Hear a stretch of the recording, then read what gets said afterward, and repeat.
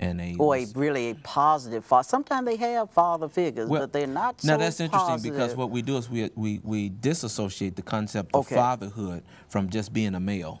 Oh. And being someone who's Do contributing. they know that? Well, and that's what we do with the fatherhood development. Motherhood maintenance, likewise, disassociate the concept of motherhood with just being a female who happens to have brought a child in the world.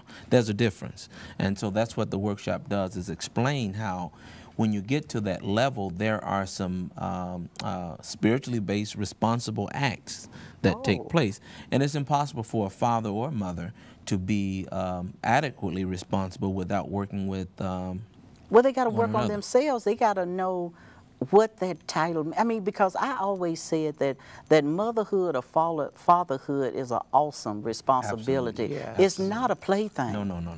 When you know, when God gives you that little soul to take care of, that's right. You really got something. Here's and what you're saying, I believe, is what we've been teaching, and that is, you're always going to be a female as a woman, and you're always going to be a male as a man, but you're always going to be a male or a female, but you may not necessarily become a responsible man or woman, or even a mother or a father. There's a difference, and what makes the difference is your level of maturity and responsibility. So just saying I'm gonna feed my child, I'm gonna put a roof over his head, I'm gonna put clothes on him, I'm gonna send him to school, that's not mothering. That's not fathering.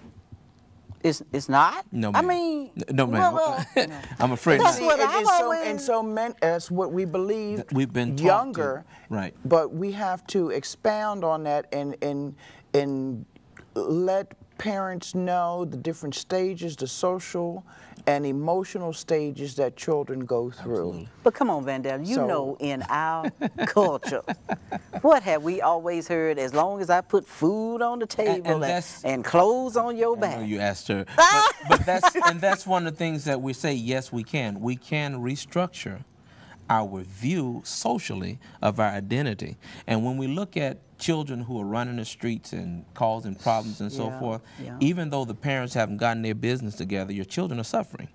And the longer you stay out there, the more they're going to suffer. And many of them never make it to adulthood themselves as a result of their parents being immature and irresponsible. So it's important for us to relook and rethink culturally the way we identify those most important roles in the development of children.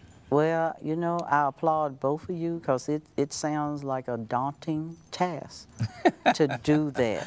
Because, like Vandella, like you said, all the misinformation out here of the young people listening to the radio and looking at the boob tube and sometimes even reading certain material that just shows everything but something good going on. And something positive and something long-lasting. And like you were saying earlier that, you know, children are a blessing.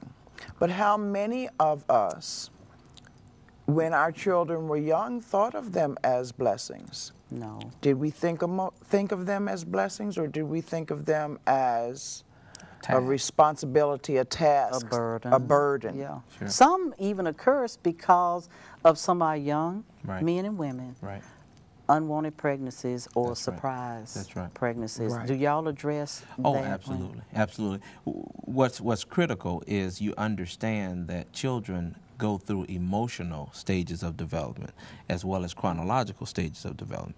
And what we assert is, particularly for males, they get locked in a certain chronological phase, an emotional phase, if there's not the benefit of a man to teach them how to responsibly transition into manhood and fatherhood. And likewise, the same thing happens for females. Okay, here I go. I'm finna play the devil's advocate, y'all. So y'all get ready now. This man thing. Okay. Oh, well, how do you define what a man is in these days and times? Oh, you've opened up. I know. You've opened him up. VITA, I have authored a book entitled "Let Us Make a Goddamn Man," antidotes for the identity crisis of the African male in America. In there, we focus specifically on what it means to be a man from the context of the language of the founding fathers of the United States Constitution, as well as from a biblical perspective.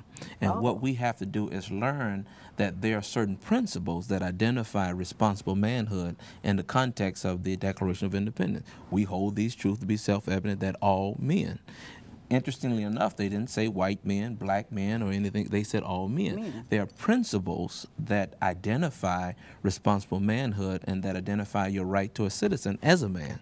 And those are the things that we focus on in the book. So that's the basis of our discussion on manhood.